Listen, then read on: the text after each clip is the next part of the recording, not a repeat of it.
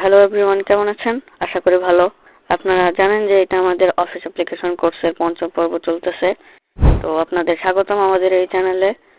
গত 4 পর্বে আমরা কম্পিউটারের একেবারে বেসিক জিনিস থেকে শিখিয়েছি।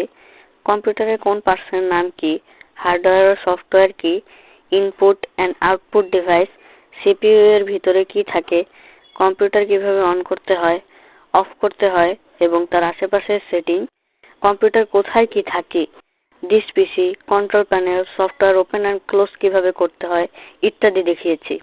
সো আপনাদের কাছে অবশ্যই অনুরোধ থাকবে যে আপনারা আমাদের চ্যানেলের আগের পর্বের ভিডিওগুলো দেখবেন। এতে আপনার বেসিকটা স্ট্রং হবে। আর চ্যানেলটাকে তাড়াতাড়ি সাবস্ক্রাইব এবং লাইক কমেন্ট করবেন। আপনারা আমাদের অনুপ্রাণিত করলে আমরা সর্বদা আপনাদের পাশে আছি। আর আমার চ্যানেলের কোনো ভিডিও বুঝতে অসুবিধা হলে কমেন্টে জানাবেন, আমরা তাও দেখাবো।